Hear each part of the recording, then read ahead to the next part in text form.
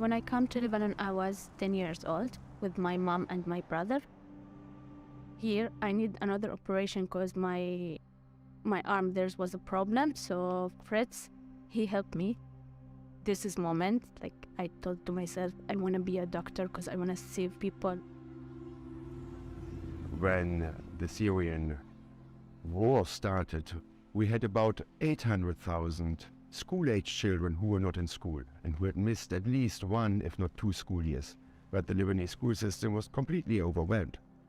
So we started an informal camp school in the refugee camps, and we adopted the Lebanese curriculum to prepare them for integration in public schools. However, the journey didn't stop there. The majority of public schools in Lebanon is implementing a French curriculum where math and science are taught in French, which is not the case in Syria. In Syria, it is Arabic. So from the beginning on, we had intensive French classes with remedial classes, which was not a luxury, which was a pure necessity. The Peace Center is another home to me. I learn English in this center, and math and physics and chemistry. My mom, she support me because she think the education is very important for the girl. Now I'm student in the Lebanon University. In the first year in biology, I want to be a doctor because I want to do something good in my life.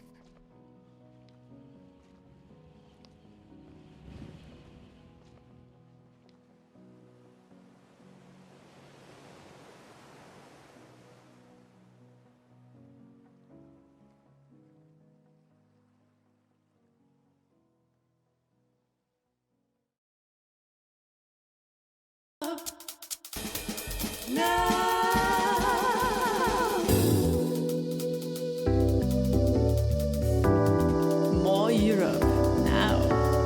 More Europe now. Hosted by Nana Walzer with resident expert Dirk van den Boom and special guests.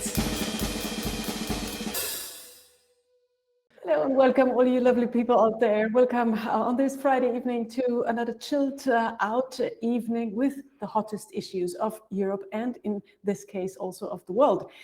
Next week, we literally tackle the great heat in Europe and the world, but this time today we concentrate on an old-time European Dauerbrenner, as I'd like to say, suitably in German, an evergreen when it comes to burning unsolved issues in Europe, because we zoom today on the crucial line between the really great theory and, of course, also practice of the human rights in Europe, and sometimes the really not so great practice of human rights in Europe, at its borders and beyond. Today we talk about living humanity in Syria, as you could see in the video up front already. As well, we will talk about inhumane situations for refugees. And of course, we talk about the latest developments in Europe and the possible ways into a better future.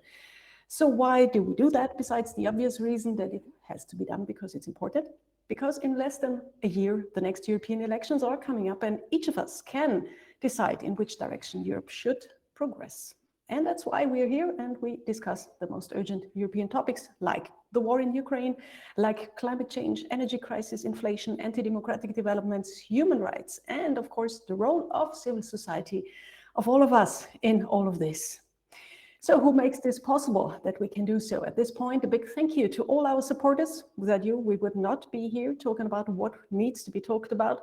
More Europe Now is powered by the UEF, the Union of European Federalists. See the big E up there. And this is a Europe-wide non-partisan NGO founded in 46 last century.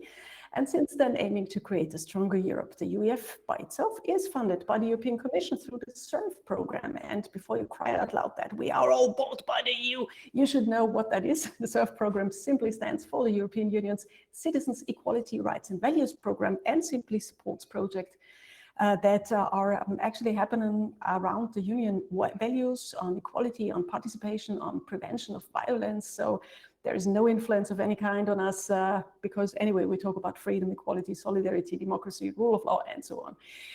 So big thanks. Last but not least, like always, also go out to Europe Direct Vienna and BEJ Austria. Without you, and you know who you are, this series would not exist.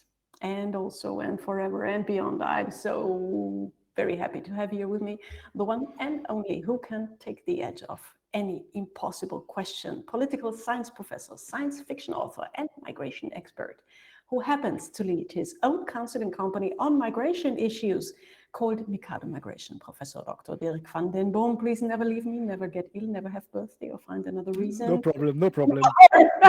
6 episodes of More Europe Now. Ladies and gents, here comes Dirk. Yes, hello, good evening. You have questions for me, Nana? I will answer them. I have so many questions, you can't believe it. First things first, why are you, as political science professor and a worldwide celebrated science fiction author with at least 200,000 books written so far, why the heck are you also a migration expert? Were you bored with your other 2 lives? Do your days originate in a different planetary time zone? I heard the day on Venus lasts for 243 Earth days. So anyway, why are you into migration also and that big time? Well, you know, we in Germany, we call it work-work balance. So that's why we can fulfill several roles at once. I worked for some time, for several years in development cooperation. I was a consultant there for nearly 14 years. And it's actually not uncommon that people who worked in development cooperation slowly went over to migration policy, especially if they didn't want to travel so much anymore. So it is kind of a natural evolution of topics. And when 13 years ago, we established our small consulting company, which is in the same way also a charity, so we are a charitable limited, we saw that migration is the most important and pressing topic, and therefore we put our focus on that one. What exactly do you do with that counseling company, Mikado Migration? What is the aim? Do you reach your aim? Yes, we are executing programs mostly financed by the European Union and co-financed by national and regional governments here in Germany on 2 areas. One is labor market integration of refugees, which we do in the whole federal state of Saarland, helping refugees to get a gain in the labor market for them to establish also a better residence permission in the end. And on the other hand, we are training return counselors here in Germany who help people who really didn't get a stay, who have to leave. We want to avoid deportation and forced return. We want to market voluntary return, independent return with the programs of support which is available for these people. And we are training the counselors who are helping people who are, forced to leave, to do it voluntarily and to give them some support for that. That sounds incredibly important. First question at that point, again, can we help in any way? Is there anything we as civil society can do to help you? Well, thankfully, there are very good European programs in place for this. Our work in integration is funded by the European Social Fund, which is one of the biggest funds at all in the European Union, fulfilling so many important and necessary tasks. And the other work is funded by the Asylum, Migration and Integration Fund, also a very big fund by the European Union. And thankfully, so far, the national governments are giving us some support for co-financing, but I will call you once our money dries out. Thank you so much. But there will be lots of opportunities to help also today in a different way. Before we dive into practical difficulties of human rights in action, or rather in non-action sometimes here in Europe, here comes a first basic question, and I'm confused, I have to be honest. Why is there an EU Charter of Fundamental Rights, came into effect in 2009? Why is there also a European Convention on Human Rights from 1950 and a United Nations Universal Declaration of Human Rights? And this question, I have to continue talking, reminds me of the confusing multitude of institutions of Europe with almost the same name, like the Council of the European Union and the European Council, not to mention the Council of Europe. I'm totally confused. Would Monty Python's Ritter of the Kokosnuss say, you want to answer, but I'm not finished. Do all those, my question, here comes my question. Do all those human rights contracts that I mentioned say the same? Are they different? Are they legally binding? To whom? Why are there still regions on the world when they are not valid, like autocracy? So many questions. So what human rights are we talking about today, and who are they made for? Well, let's first look into the history a little bit. All these different declarations, the 3 you mentioned, have been proclaimed by different organizations in different points in time. The UN declaration, as well as the one which has been established by the Council of Europe, have been established in the aftermath of the Second World War, which is a direct reaction to the atrocities of the Second World War. The Council of Europe is an organization easily mixed up with the European Union, but it is a different organization. It is bigger than the European Union, more than 40 members, and it is older than the European Union. It has been established right after the Second World War, and is concentrating on in supporting peace and democracy. And for that, this convention has been proclaimed. And there's also a court of human rights, which is also organized by this Council of Europe. It can be easily mixed up with the European Council. The European Council is the meeting of the governments within the European Union, and sometimes these terms are mixed up, and it's a little bit complicated. The European Union for a very long time didn't have anything about fundamental rights in its treaties for a very long time, until the lawyer said, okay, we have a little problem when it comes to court proceedings, when there's no reference to fundamental rights in any of the European treaties. We need something for that. And that's why starting in the year 2000, they started to establish this charter, which means to be a basis also for the legal procedures within the European Union. And the most important question is, of course, are these very different from each other? Basically, they are not. You see that in many areas, the wording in regard to the description of basic rights is nearly identical. They refer to each other. There is this consensus in what are the most important basic rights, and therefore the impact in terms of innovation of rights is not there. It's all the same, which is good because it's reinforcing each other. That is important. We need documents in which this is enshrined. Therefore, I don't have a problem that we have three, because you cannot say it often enough. And if there are modes of enforcement like courts, then they need a legal basis. Therefore, I'm quite happy about this. I really hope you can hear me because I see myself frozen. Yeah, I can hear you very well. If you can hear me, perfect. So I just continue. I quote the Irish government information about fundamental rights in the EU in honor of our production studio WildMics in Ireland. So here comes the quote. The Charter of Fundamental Rights of the European Union brings together the most important personal freedoms and rights enjoyed by the citizens of the EU into one legally binding document. There are 6 chapters on dignity, freedoms, equality, solidarity, citizens' rights, and justice. Well, I have to say that sounds great, and I personally love especially Article 6. That is one of the freedoms. It concerns the right to liberty and safety, because I love to be free and safe at the same time. Sounds like a great relationship to me, and also a great place to live in. And in this context here, where we are now with our More Europe Now episodes, I really appreciate Article 11, the freedom of expression and information. Dirk, here comes my surprise question of this episode to you. What are your most favorite human rights, so that we know what we talk about? Well, to be honest, the most famous and fundamental right is the right that no one is hurting you. The right that your body cannot be hurt. That you have the total protection of your body, and because that is a right which is under threat in so many regions of the world, and sometimes even in the European Union. If we look, we will talk about this. If we look about the way we deal with migration policy in some areas of the European Union. If I cannot protect my body, my health, my ability to breathe, to eat, to drink, and to live, if that is not protected, then all the other rights are totally useless, because everything derives from that. I need to function as a human being. And I think that is of utmost important. And this is the first right we have to ensure. All the others come afterwards. And this leads perfectly to the next question, because in the case of refugees, this basic safety is not given. So here comes the question, what is the Geneva Refugee Convention? Is it connected to the human rights? It seems to be also ancient. Right. Is it still valid for whom? It is the most important international document in regard to the whole area of refugees and protection. What is written in the Geneva Convention on Refugees is copied in constitutions, in other treaties. We have the same kind of definition of what a refugee is, both in the Geneva Convention and now in the Charter of Fundamental Rights. It's the same wording, the same definitions. It's a very influential and very important document. Everything is based on this convention, and it is more actual than it has been ever before, even despite the fact that it has been started in the 50s. One of the many documents coming out of the experiences of 2 world wars. Thank you so much. And now, without further ado, we are well prepared and ready for our first of today's two very special guests tonight.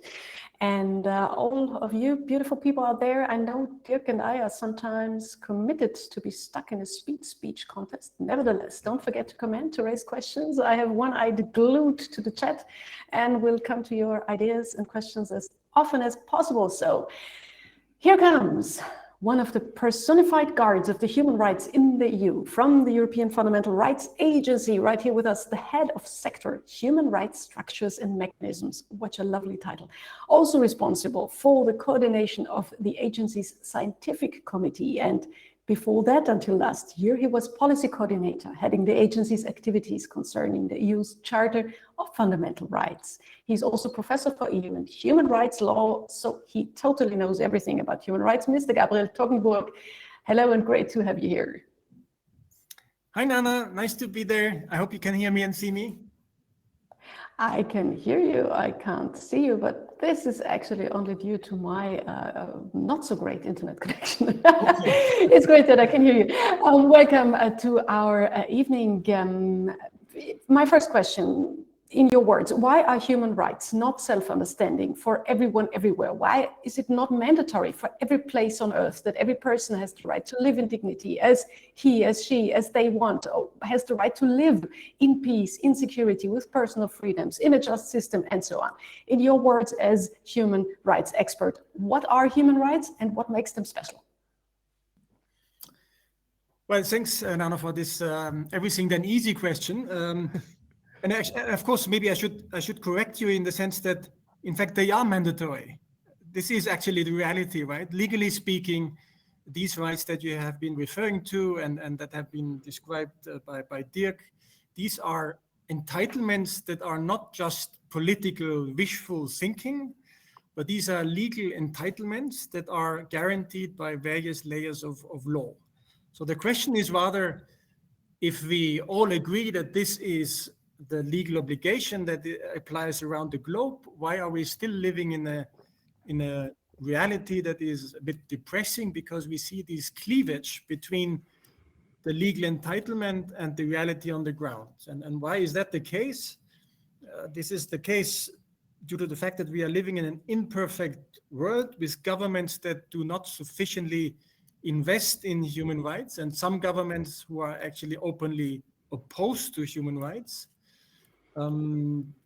Partly, of course, this is also due to our own nature as human beings, I'm afraid to say, because it's not just the governments. Human rights violations are also taking place at individual level. It's not only the policeman, it's not only the politician, it's not only the state that is violating our rights, it's also our neighbor, it's our taxi driver that is refusing to take on a black person or a white person. It is the husband that is slapping his wife. It is the local mayor who is excluding a small child from the ordinary school system because that child has a mental disability. So it is also us ourselves, we citizens, we violate our own human rights. But of course, the obligation to make sure that these violations do not happen are with the states. And that is the reason why institutions as the FRA, but also international courts are I think, important, because they look at states and they hold them responsible and they collect data and they show where there are issues in terms of human rights. Mm-hmm. Unfortunately, we see a decline of democracy worldwide, and with that, a rise of dictatorships and autocracy, and also at the same time, of course, the areas where human rights are mandatory, they somehow vanish. In your view, who endangers the existence of human rights the most in this moment in history, be it in Europe, be it in the world? Yeah, that's a very difficult question to sort of compare states' performance, for the very reason that you might have states that are doing quite well in one policy area, but doing much less well in another policy area.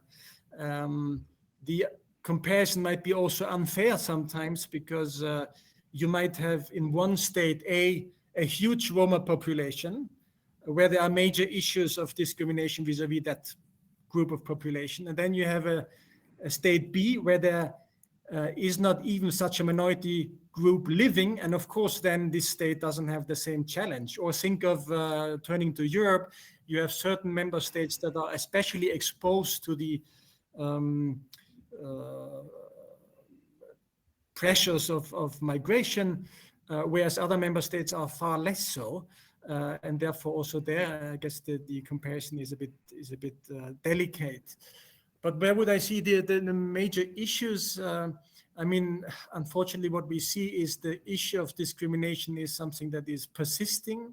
The migration challenge is less the migration challenge, but the human rights conform policies to tackle migration obviously is an issue, and the political systems are incapable of properly dealing with that challenge. We have now, with the new area of digitalization, of course, new challenges in the online world. Think of artificial intelligence, algorithm, but those things bring back old human rights challenges, as for instance, discrimination. So I'm afraid the challenges are not so new, but the context has changed, sometimes to the worse, sometimes also to the better.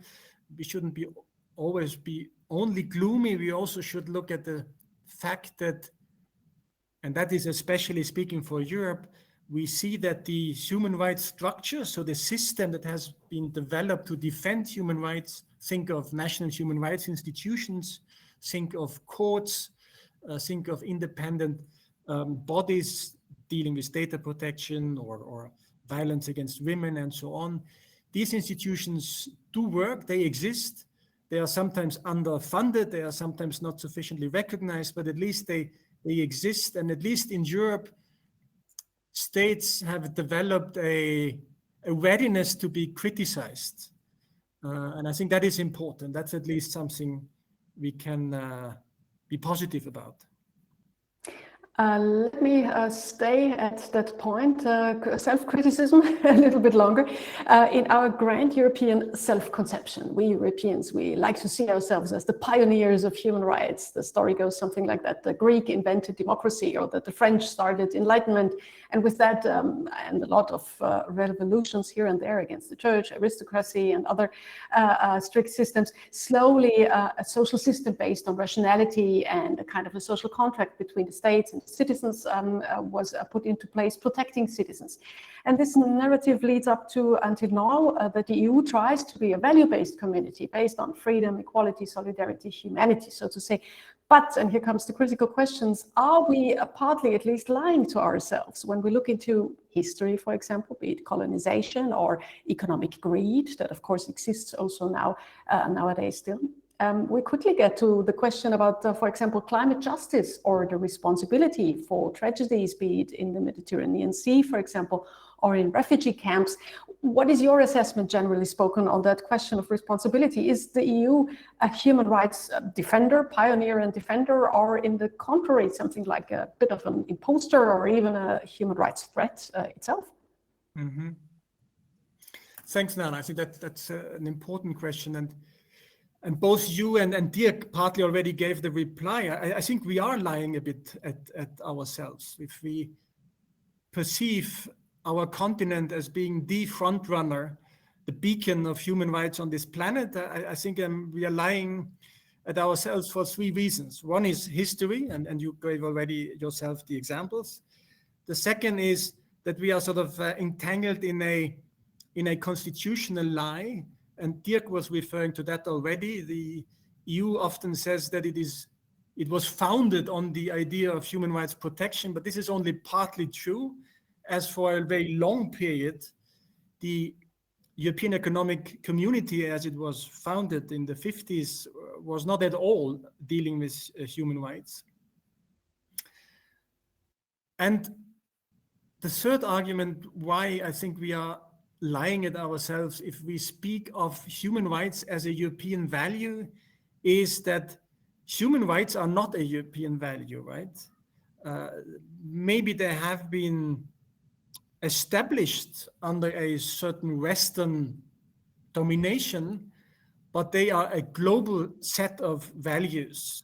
They are laid down in UN documents, in UN legally binding treaties, in core treaties, and they are globally accepted, and they apply also globally. So I think it's a bit dangerous to have this illusion that it's Europe that is defining and implementing human rights. Then, of course, a separate question, but I don't know to which degree you want to deal also with that, is then, well, are we talking about Europe or are we talking about the European Union? And of course, there you have very different actors. You have the Council of Europe, that is a very traditional human rights organization that has as its core mandate to promote and protect democracy and human rights and the rule of law. And you have the European Union, that is an entirely different animal, where you can at length debate whether the European Union is a human rights organization, and that there are sort of pros and cons pointing in one or the other direction. But I don't know whether you want to go into that cup of tea, if you so want. Thank you so much for that assessment. The Fundamental Rights Agency, where you are actually positioned, assesses regularly the EU member states in regard of fulfilling the fundamental and human rights. In your expertise, what is the EU's record of human rights protections? Where do you see specific strengths? But also, and please be clear here, where are the weaknesses in the EU when it comes to putting human rights into practice? Yeah. So maybe to start, I mean, we could assess the performance of the EU itself, and we can assess the performance of the member states. And let's maybe quickly deal with the EU itself. I mean, I think in terms of sort of seriousness of the issues, I think there are two issues where the EU quite obviously is underperforming, without bad will being involved, but it's obviously not up to standards to tackle two issues, two challenges.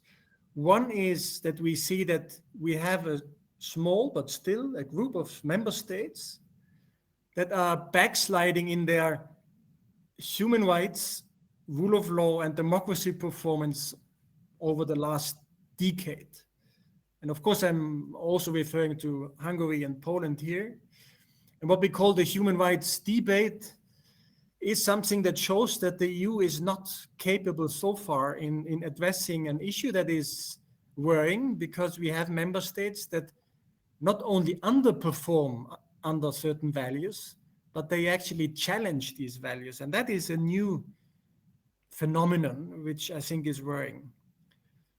Secondly, we have the phenomenon of migration, where the European continent is challenged. No, I mean, you cannot be a continent that says we are the beacon of human rights, and at the same time we produce hundreds and thousands of deaths in our own home sea, if you so want.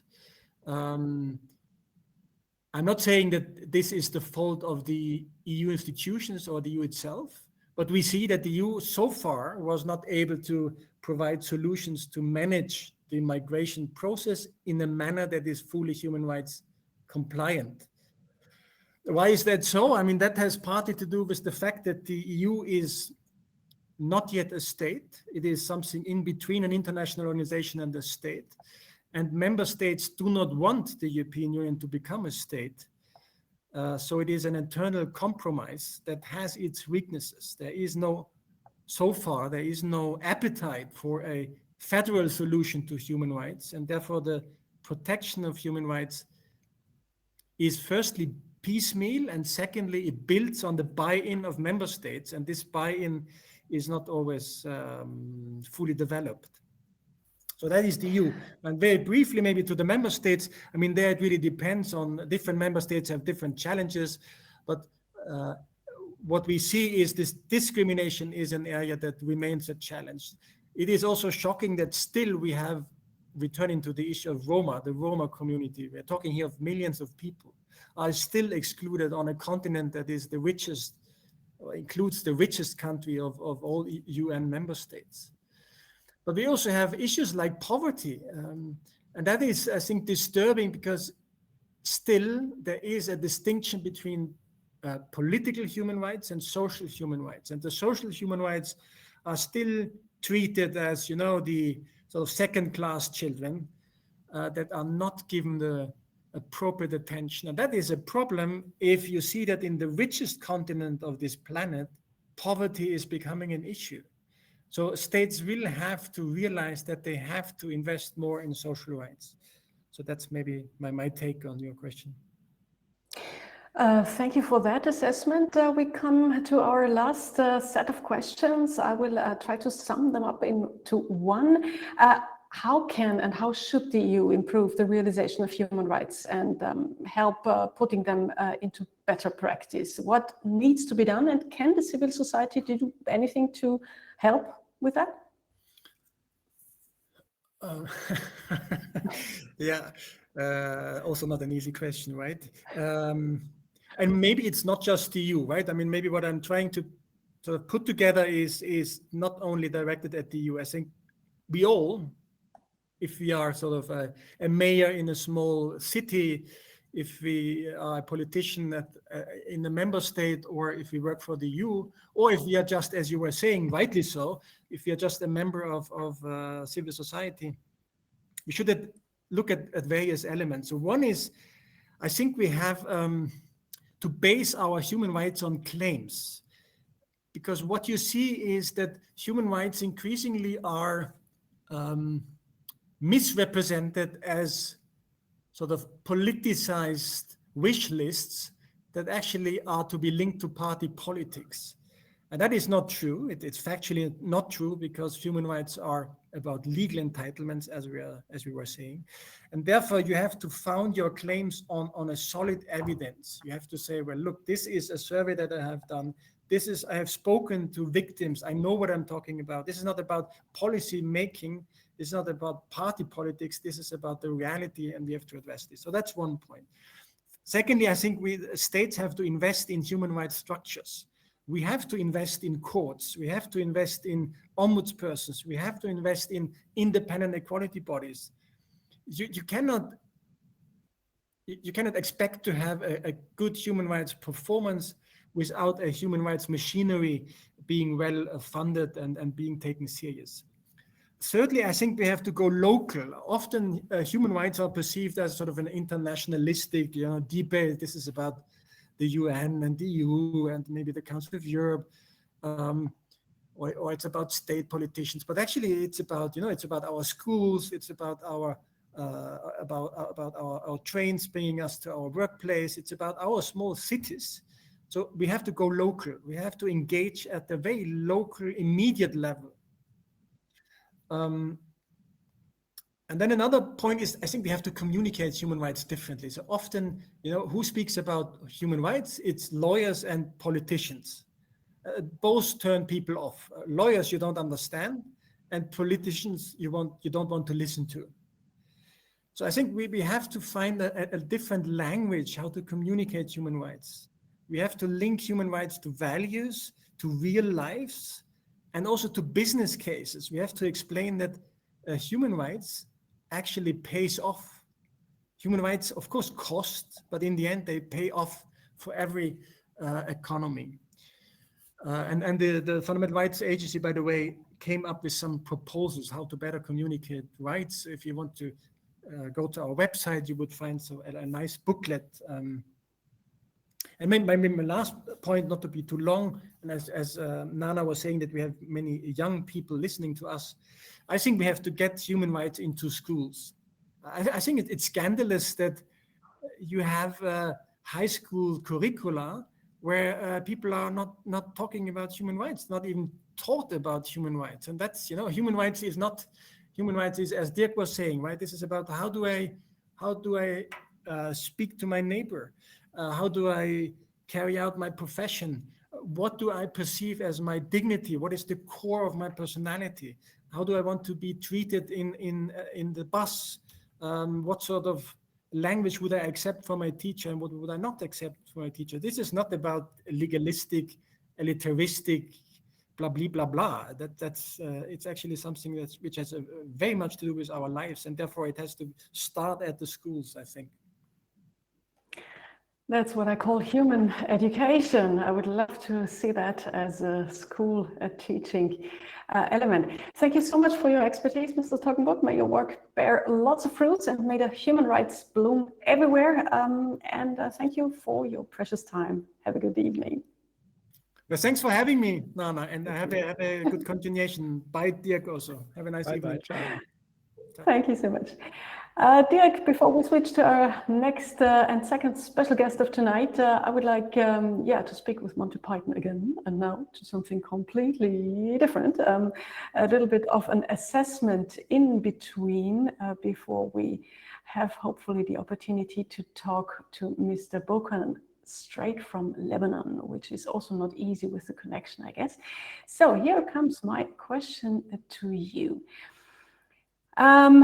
We are in the EU actually talking about migration, but migration is not refugees and asylum are not the same thing. Would you please explain a little bit to us what is the difference when people move between countries, between those different states? And I think also the Ukrainians have a different status. Is there a possibility that you explain that to us a bit? Right. Well, it is very important actually that we differentiate between different means of migration and different purposes of migration. We have the tendency to mix everything into the refugee discussion. And that is, of course, interconnected sometimes, but it is not the only migration discussion we should have, because we have our own problems. We have demographic problems. We have to solve these demographic problems partly by immigration, and this normally has nothing to do, for example, with the refugee crisis. So there are different levels of migration, different sections we have to compare and have to consider. But yes, the biggest amount of migration in our visibility is the refugee migration. And we have to be aware of the fact, yes, that not all of these refugees come here because they are deserving protection according to the charters. They come for economic reasons, which are not protected, for example, in the Geneva Convention on Refugees. That's not a reason why you can get protection. And that is because we are not offering legal ways for coming for work, for vocational education or for studies. It's not easy. And the pressure on the asylum system is therefore very high because we are not opening another valve. We are not opening another door. And when we talk about the solution to the refugee situation, we have to talk at the same time to open new legal ways for immigration to the European Union, which will benefit us, benefit those who want to migrate. But the big condition, and that is the biggest problem right now we have everywhere, even in well-developed countries like Germany or Austria, is that we do not have yet a system of reception of migration. Aside from doing things very fast and quick when there's a crisis, we need to reform our educational system, our reception system, our social care system in order to properly manage migration. But I promise you, once we properly manage migration, it will not be as big as a divisive issue anymore as it is right now. That sounds promising, wonderful. And promising yet very realistic news come right now live from Lebanon. I'm very happy to welcome now Secretary General and Head of Operations of Relief and Reconciliation for Syria. He's lecturer on conflict transformation and EU politics and a former member of the cabinet of the former President of the European Parliament, Jerzy Buzek. Please welcome Friedrich Bokern. Hello, hello. Hello, how are you doing? Yeah, here you are. Wonderful. It's great to see you. I'd like to prepare the steep floor to the situation in Syria with some, I have to say, very dry statistics so that we can then climb the topic a bit better, also considering the relation of the situation in Syria and the topic of migration in the EU. For facts, for databases to do so. In January 22 last year, there were about 450 million people living in the EU altogether.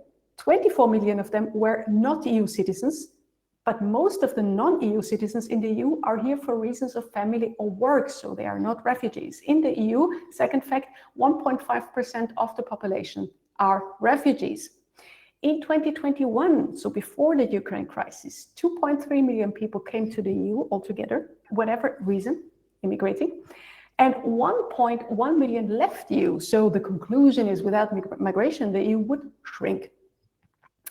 And last fact, talking about asylum in 22 last year, it's almost still people from Syria who are the most to come to the EU. On second place come people from Afghanistan, followed by Venezuela, Turkey, Colombia, Pakistan, Bangladesh, Georgia, Iraq, India, and the list goes on and on.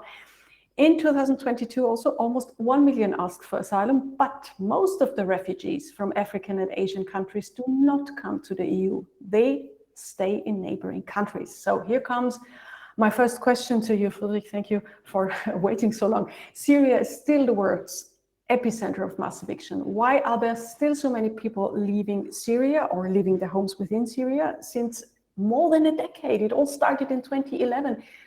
Is the situation not improving at all? Thank you, first of all, for having me. And I would like to apologize for the bad internet connection. I'm here 12 kilometers from the Syrian border in the north of Lebanon. It's the poorest region of Lebanon, and the infrastructure is unfortunately very weak. So I hope you hear me. Yes. If you don't get me clearly, please say it. I can repeat things again. Thank you. I'm on 4G network, but even the 4G is not working very well sometimes. Thank you for the question, for this introduction, because indeed it has been more than a decade that Syria is at war. And Syria is still at war, 12 years now, and things are out of the news, but the people are still suffering. And this is one of the most heartbreaking stories for me personally, who lived in Syria for a couple of months only, but these months marked me forever. It was in 2008, before the war started. And the suffering of the Syrian people is so unimaginable that it is heartbreaking to see that our media is not reporting about it anymore. Even though many of the areas are now under brutal oppression, and the root causes of the war and of the root causes for half of the population of Syria leaving the country are still not resolved. The Assad regime is there, and with the help of Russia and of Iran, has managed to suppress any form of democratic, non-violent movement that was there in the beginning, has radicalized the Syrian revolution, has done everything that is necessary, like in Chechnya, like in other places, to install a form of brutal peace that is not solving anything. So as long as we are not taking seriously the suffering of the Syrian people, it is a place of hell, and people want to escape. I have no idea this is why the refugees are still pouring out. Dirk, could you tell me when I can hear him very well. You cannot hear him, so I take over now. Yes, please. So, but that is very interesting. No, it's not your problem. It's her problem. So don't worry about that. That was a very interesting assessment of the situation in Syria. But we had already plans by the European Union to repatriate Syrian refugees who are in the European Union. We are already talking about offering methods of voluntary return for those who do not want to stay for any longer in the European Union. So it seems that the decision makers are thinking, well, things have been stabilized. There's not much fighting anymore, so we can send people back. So what do you answer to these kind of claims and plans? Well, as I said, the large majority of refugees have been fleeing the bombing and the oppression by the Assad regime, and the Assad regime is still there. There are 4 security agencies inside Syria with over 40 branches that are waiting for many of those who fled to Europe to come back for taking them in charge.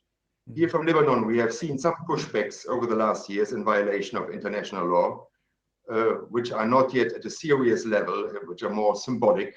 So, you know, Lebanon is the country with the highest refugee population per capita in the world. We are talking about a country of 4.5 million inhabitants with at least 1.5 million Syrian refugees. So the public opinion here is very divided. And of course, the economic downturn, the economic crisis, the inflation of more than 10,000% over the last years have brought many populists also to bring easy answers. Yeah. So we have seen some pushbacks of those we know, some of the refugees we know who have been brought back into Syria about 10% disappear without any news. So they are in the torture prisons of the Syrian regime that has incarcerated more than 500,000 people so far. More than 500,000 people have disappeared in the prisons. So this is not the total amount of number killed or persons killed. We are talking about probably more than 2 million killed in these 12 years of war, right? And killed mostly by the bombs of the Syrian regime against the own population, mostly, not exclusively. Also, some of the rebel factions. Of course, there was Daesh in the east of the country, in the desert areas, so not so highly populated. And of course, these are terrible actors as well. But over 90% of killing of civilians in Syria goes on the account of the Assad regime and their allies, Putin and the Mullah regime in Iran. So we have seen now in Ukraine how much brutality these people are able to bring to the front, to the people on the ground. We have seen all these practices of double strikes on hospitals. Once the ambulances are there, the second airstrikes come in. All people living on the Syrian border, we know that for more than 12 years. And it is heartbreaking to see that there is still no solution. Yes, you're right. Do you expect that now, as Mr. Putin is obviously preoccupied somewhere else, this will change the situation in Syria, or do you not see a direct impact? I think it will change the situation. Yes, there is a direct impact already. And one of the impacts is that some of the Arabic dictatorships are now coming to rescue Assad after they had kept a distance for him. So this is directly related, in my opinion, to the fact that Russia has now other problems. Right. So that there is much less engagement. However, you know that the Russian troops are still here. They are only 20 kilometers away from me, and Tartus is the only naval base of Russia outside the former Soviet Union. So Russia has claimed this territory for themselves since Cold War times and has implemented a brutal strategy of oppression. I see. Do you expect that the European Union can do anything to support, to end the Syrian conflict? Is there any diplomatic effort, or do we have the means at all? If we don't talk about military intervention, are there any means to be a positive influence, or are we just standing by and watch, or leave it to civil society organizations like yours to help on the ground? I mean, this is, of course, a very frustrating topic, because we as a humanitarian agency, we are not involved in politics. We are not partisan. We do denounce the crimes against humanity we encounter. This is also why I'm not shying away from naming people responsible for crimes. However, we are not a political actor, right? We are on the humanitarian front. And of course, it is for me personally heartbreaking to see that the conflict was humanitarianized, that nobody dared to push for a political solution and stand up against brutal aggression. So people have often been comparing the case of Syria to Ukraine, and it is comparable in some regards. It is, of course, heartbreaking to see that the Syrian opposition has never been delivered any form of anti-aircraft weapon. Not one has been delivered in all these 12 years. And you can imagine what that means against the Russian war machine. So the comparison, unfortunately, are not the same means. Of course, it's not the same situation. None of the Syrian political activists I know are blaming Ukraine. No, they are standing on the side of Ukraine because they know we have been living through the same hell. We know what we are talking about. We stand together in unity against aggression. And it is important to say that at some point, people need to stand up, politicians need to stand up and take courageous decisions. It's not our role as humanitarian agency. However, this does not mean that we cannot do anything. So we have been active here for more than 10 years now on the Syrian border to unite opposing factions around a common cause, the future of the youth. So we try to bring together politically opposed groups, different, because unfortunately in Syria, religion got weaponized, right? We are talking about a conflict that is developing along ethnic fault lines that are defined by religious belonging. So this is a very dangerous situation that we have seen in Bosnia, that we have seen in Lebanon before. When religion gets weaponized, the gates of hell are wide open. So we are here on the ground with international volunteers for more than 10 years now. It's our 10th anniversary of the Peace Center from where I'm speaking to you, for trying to bring together opposed groups, Muslims, Christians, and atheists and secularists united for a common cause, the future of the youth. So this is what we can do. And I think this work is very sustainable. It's necessary in the long run. We are providing education to more than 700 students every day in 5 learning centers.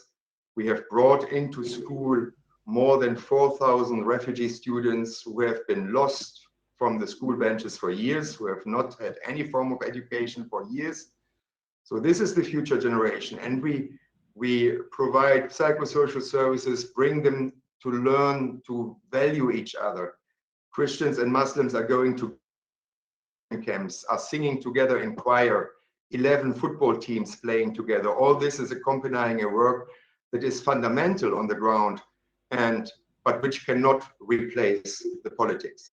So it is more important than the politics, in my opinion, but still, people need to stand up against aggression. Indeed, indeed. Very good.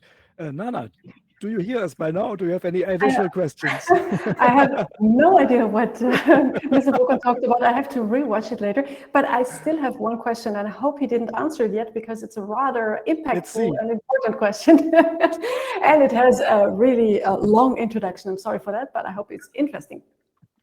So it concerns people once they are in the EU, refugees. The situation can be difficult sometimes for everyone involved. The question of migration, as we already heard, is a deeply political one. It's often misused to divide societies, to divide people. It even has the potential to break up governments, as we just saw happening in the Netherlands. Right-wing politicians use migrants, use cultural differences and the general change in European societies from in former times more homogeneous regional or national identities to, in the meanwhile, a more diverse, open society, and they use that to provoke fear.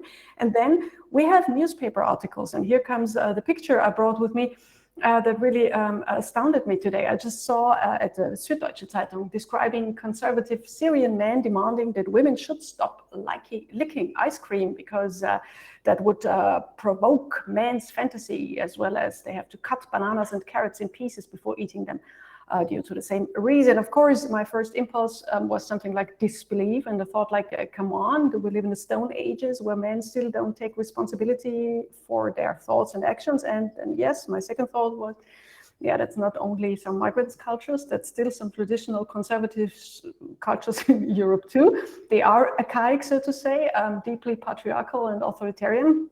And that is really the opposite of the concept of our hopefully value-based Europe.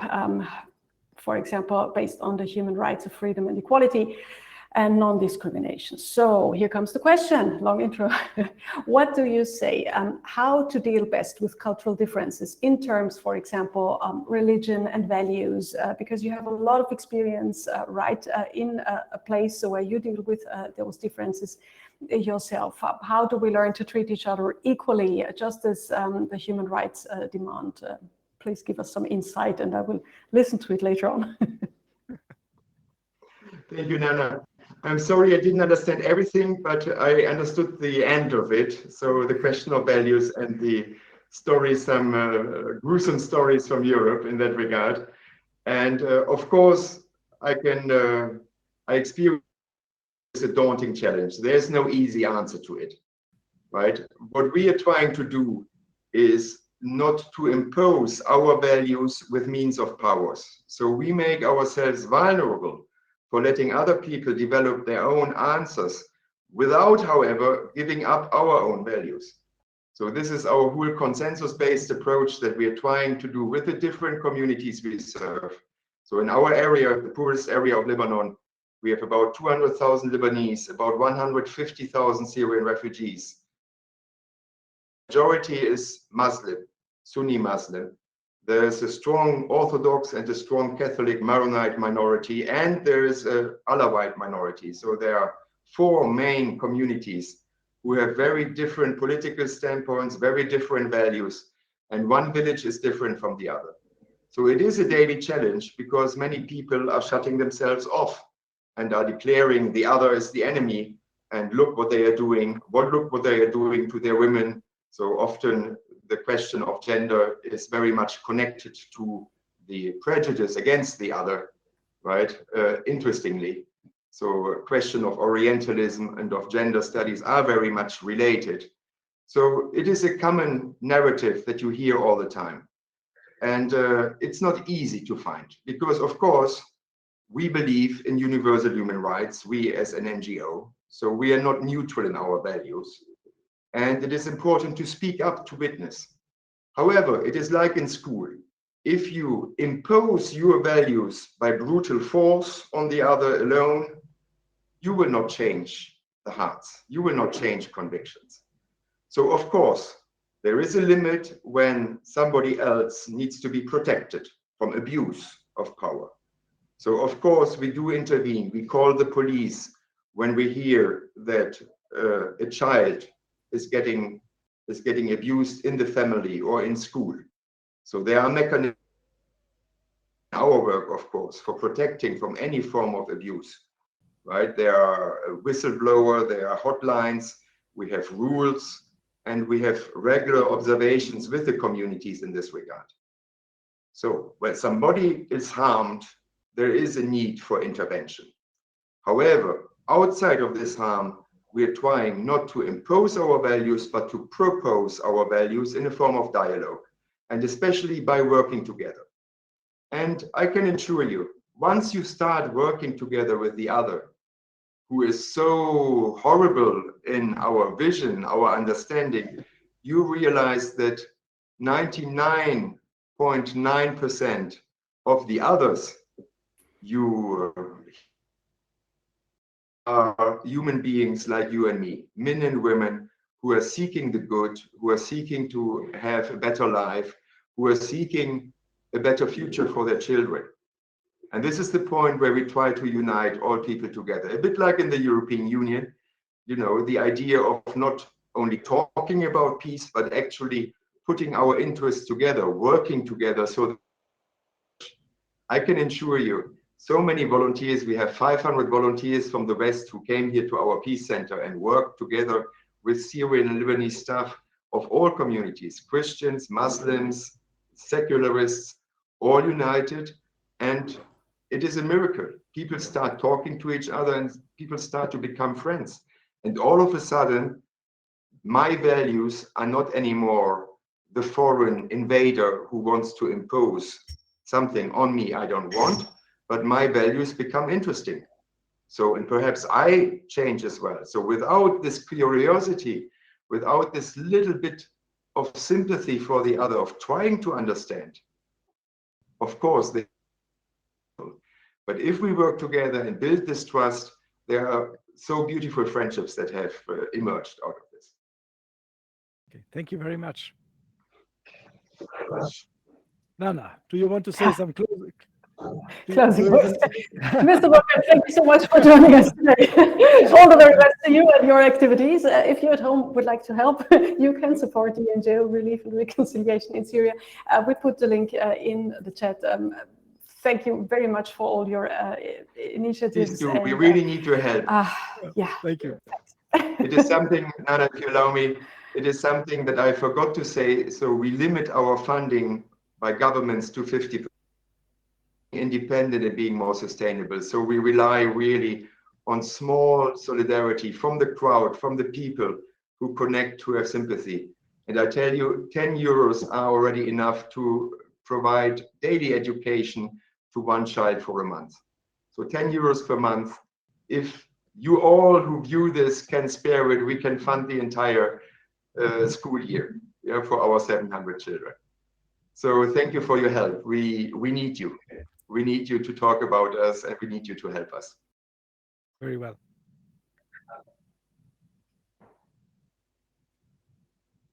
Okay, Nana, take over. I take over. All right. I've got a final question to you. Goodbye, Friedrich. Set a final question to you, and we will last a little bit longer than 1 hour today because it's such an important and huge issue. And Here comes a wonderful natural question for you, dear Dirk, because we're talking about migration, the situation of refugees, and the right to asylum, to exemplify some of the challenges with putting human rights into reality. And the bigger the issue, the less space and time you get, dear Dirk, for a proper answer. This is ground rule number 1 for treating impossibly complex topics in approximately 1 hour. So here comes the questions. And to give you some time to think about it, I will continue talking after I post the question, you know that. Drill. Question. What are the biggest reasons for the people to migrate these days? And here comes some inspirational ideas from my side. Do most of the people leave their countries for reasons of economic welfare, for a better life in a nicer country, as all the Germans do who come to Austria and are the biggest group of migrants here? Never mind what the right-wing people say. Or do most people leave their homes for climate change reasons, because living becomes unbearable due to heat, droughts, floods, storm, or environmental crimes such as deforestation, over-fertilization, monocultures, and totally different things? And are we in the global West responsible for that? See the keyword climate justice that fell today already. Or do most people leave their homes actually for reasons of war and prosecution? Or are there any other reasons? And here comes my last picture. Before you start, I know you're ready. Is there somebody leaving for love, for example? That would be a nice reason for a difference. And is there a statistic on that one, Dirk? So now here comes your answer. I don't have any statistic for love, but what is, I think, very important, that some of these reasons you have mentioned are interconnected. So when you have economic problems, then the reason for these economic problems could be the climate change, the change in the environment that takes away your livelihood. For example, when you have been a farmer, or you had some trade which is connected to a certain area and you cannot live there anymore. So it is not always a singular reason. It's a complex net of reasons which are connected to each other, and you cannot always point the finger to say, okay, that is the reason. There might be a reason why you made finally the decision to go, like this little drop in the glass which led to the overflow. That might be the case, but there is a story behind that which is longer and more complex normally. We have to see that if we talk about protection according to the Geneva Convention, I know the numbers from Germany, around 25 to 30% will get that kind of connection. Some will get a lesser connection, and then we have quite a number who will be denied. And I'm personally of the opinion that is, of course, because the official criteria are not met, but still their reason for escaping from their country might still be very valid. If you live in a very bad economic situation, you don't see any perspective, I would leave. I mean, I would go. I would see greener pastures. I would do that, even if I'm not prosecuted in any way or discriminated against or anything. The point is that many people leave for economic reasons and try the asylum system because that is the only door we open. There is no other door. We cannot. They try and sometimes, of course, pretend to be under prosecution because they know that there's no other way they can legally enter the European Union. And that is our fault. That is our system. We made it that way. We opened one door, very specific and also bureaucratic and also not always reliable, but it didn't open any other. Or the others are very, very small. Some people can study when they're very rich, fine. But the normal and average person, it has no access for them. We have to change that. If we want to ease the pressure on the asylum system, we have to open another door, and we have to make, and then all these people who are looking for economic perspective, they don't go to the asylum system anymore. And I think we have a good reason to believe that this will work. We had it already in a small scale when we look at a country like Kosovo, which has access to the German labor market, for example, with working visa. Until now, they got a visa liberalization. They don't need visa anymore. And the number of irregular claimants of asylum, which you will not get as a Kosovarian, has dropped significantly because Kosovarians saw, okay, there's now another way to work legally in Germany and to establish a basis there, even if it's only for some few years. So this can work. And we have to have a system in the European Union which allows us to attract immigrants, and not only the so-called Fachkräfte, as we use, the specialized, the well-trained. We have to attract the young people who we are training.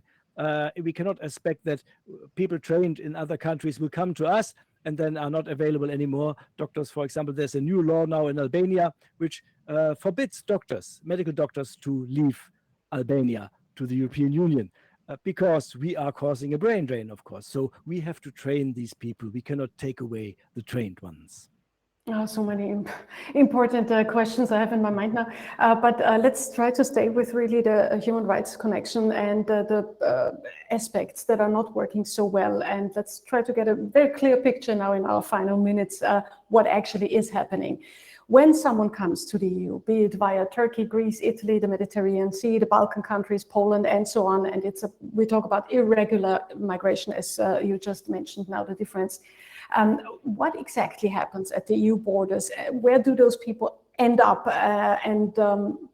Yeah, that's many actually end up in Germany because after maybe even being registered in Greece or Italy or Spain, people have the tendency not to stay there. Some are staying and go through the procedure there, but many take this as a first step of a additional migration within the European Union. We have also in Austria people who have originally, of course, not landed from the sky in the middle of Austria, and there's also no shores where they could have been stranded on. No, they continue to migrate within the European Union. They have certain goals. Some want to go to the United Kingdom. It's interestingly that despite all the deterrents, the number of people who want to live in the UK has not been smaller. There's so much for deterrence, how perfectly well it works. It doesn't work at all. And many want to come to Germany. And so that's why we have so many so-called Dublin cases. People we actually then send back to Italy, for example, because that's the first country they entered, and which is also causing a different set of problems. So reception in countries which are directly at the border, like Greece, like Italy, and like Spain, there is some, but many people continue to migrate to countries where they are really their goal is, or where they have relatives or whatever. Is it so easy? Can they simply choose? I mean, in my head, I had a totally different picture. People stranded in some refugee camp on a Greek island, for example, and then they are stuck there because it takes ages for some papers to be filled out. But then they can choose where to go, or no. Legally, they are supposed to stay in the country and go through the procedures where they set foot first on European grounds. That's legally, but this has nothing to do with life and with reality. So people just take their fate into their own hands. They say, okay, I'm leaving here. I continue my journey, and we do not have strict border controls within the European Union, thankfully. So there are ways and means to go further, to have a long journey and turn up, for example, in Germany. And then they are registered here, and we find out that they have already been registered, for example, in Spain or Italy. But this shows evidently that around a third of all refugees coming to Germany, they have set foot and have been registered somewhere else, but they don't want to stay there. They just go. It's understandable when we see, considering the situations in the refugee camps, for example, no question. We are really in the final phase, but I think I really want to ask all these questions because they're so important. There has been actually a new migration and asylum pact being talked about, and is positively, successfully discussed right this June, and yesterday already again. It is one of the top priorities of Spain's current EU presidency. And it has been discussed by the 27 EU Home Affairs ministers, and in a majority was for it. The new rules include a charge of €20,000 for each migrant that a state refuses to host. So there is a precondition or a story behind that. The agreement was reached after the initial demands for mandatory relocation of migrants from frontline countries, such you mentioned Italy, Greece, or Malta.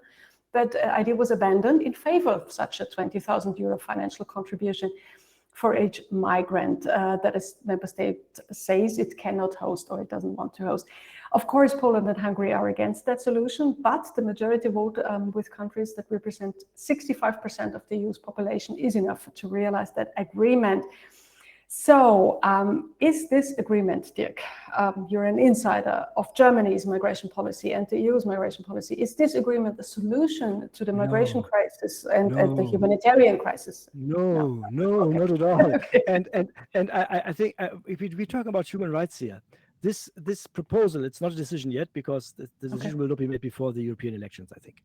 But there are so many potential human rights violations in this proposal that I don't even know where to start. For example, we all have signed the UN Convention on Children's Rights. Every EU country has signed them. At the same time, if you look in this proposal, we propose that children from the age of 12 are treated as adults, which is in total contradiction to the UN Children's Rights Convention. And I don't even know how it was able to put this into this decision, because it cannot stand in any European court. It's not possible. It is a direct violation. Then the second thing is we want to build reception centers at the borders where people will be detained for the duration of the asylum circus. We have very strict rules in regard when can you detain a person. You need a criminal record. You need to have done something. Maybe you are mentally disabled, a danger to yourself. There are certain conditions where you can detain a person.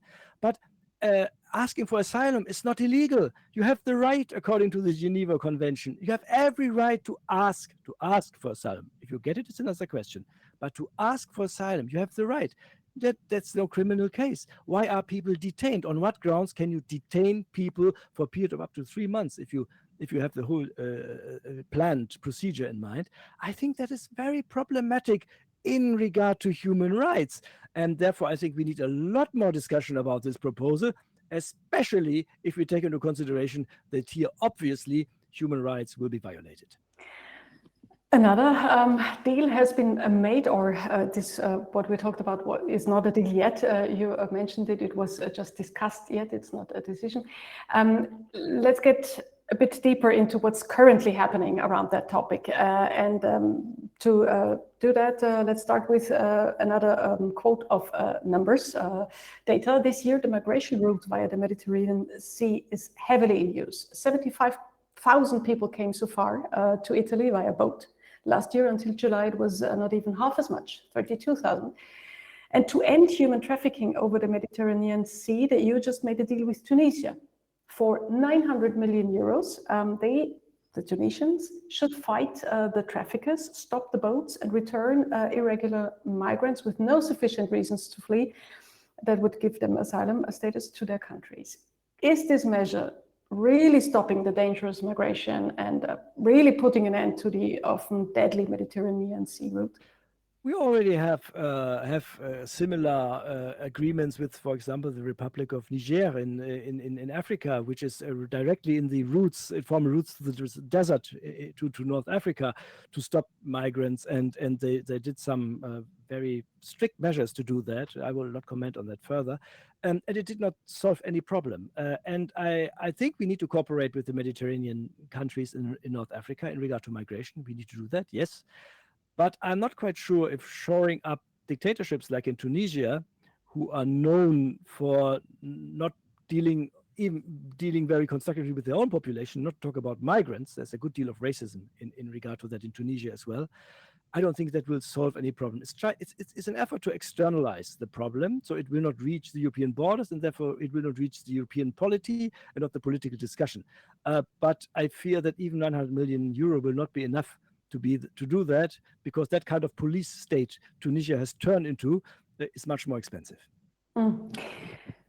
So we're coming really in the final phase of our talk today. And we talked a lot about actually what is not working. And there are actually a lot of ideas on the table how to deal with the weaknesses of the migration policy of the EU.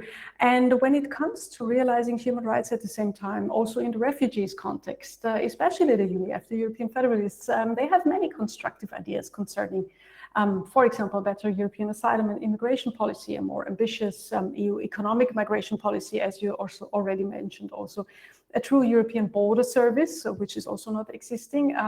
They also ask for safe and legal migration routes to Europe and propose to consider enlargement as security policy and combine it with the prospect of deepening human rights all around Europe. Just this June, after the tragedy in Greece, the UEF stated that saving lives must be the absolute priority of the European Union.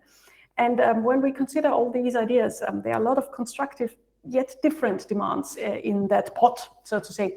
And I quote another UEF paper about immigration policy and asylum that sums up this kind of difficult balance act that the EU needs to master.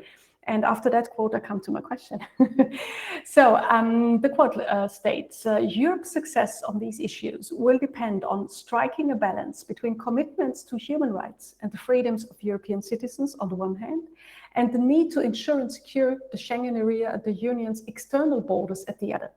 In your opinion, Dirk, now the absolute impossible question, here it comes. What are the 3 to 5 top most important steps that the EU has to take right now to reach a better human right conform solution for migration and refugees in especially?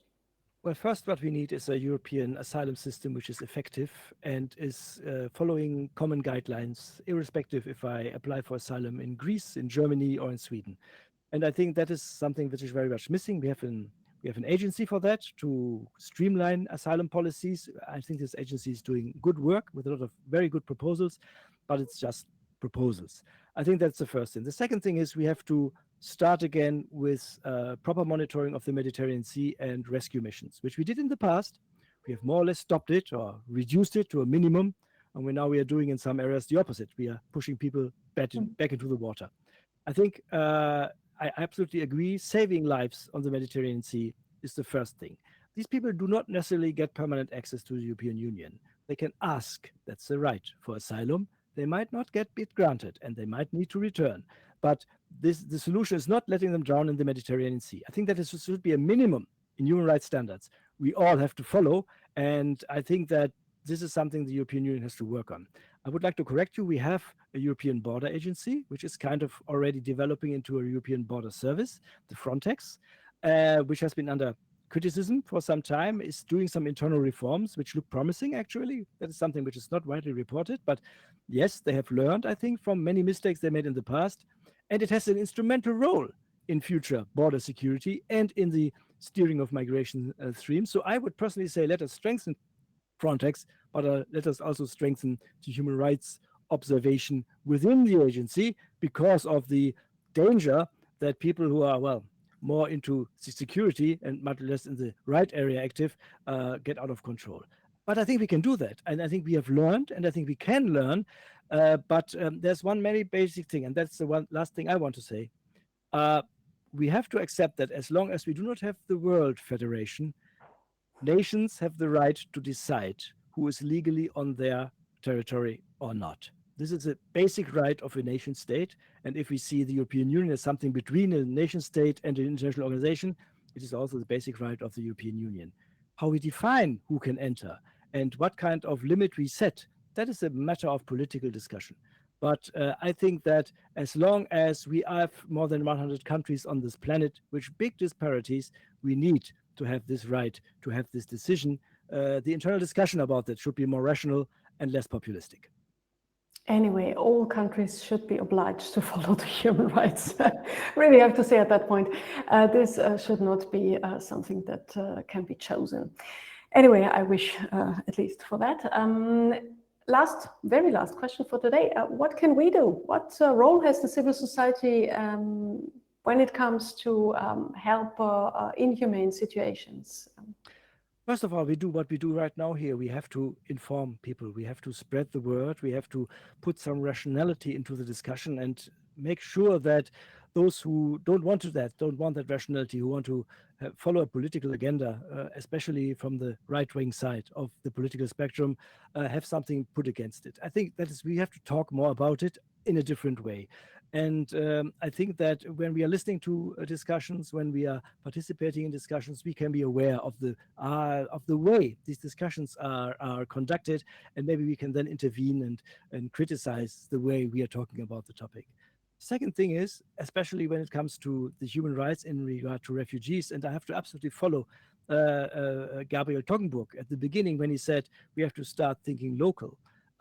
We can do something about the refugee situation, about the way we deal with migrants, about solving the difficulties they have in integrating or in orientating themselves somewhere else, maybe in preparation for return, when we look in our local communities and see what can we do, how can we react, how can we cooperate, and what kind of energy I can put into it. That's different for everyone. Not everyone can put 100% energy into this issue, but 10% is better than zero. So I totally agree with Mr. Toggenburg. Let's look at our local areas, look at our city, our community, our schools, our kindergarten, all the areas where we see people arriving, disoriented, sometimes traumatized, sometimes in total mental disarray.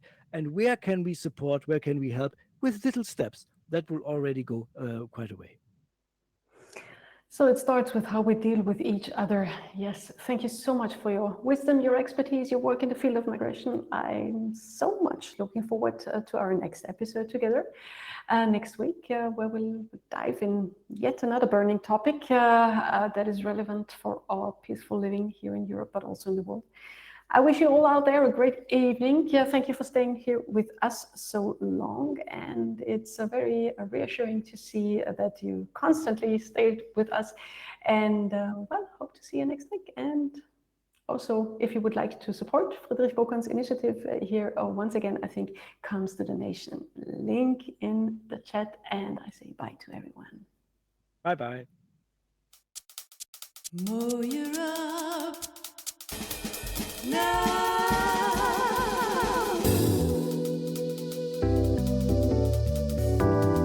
More Europe now. More Europe now. Hosted by Nana Walzer with resident expert Dirk van den Boom and special guests.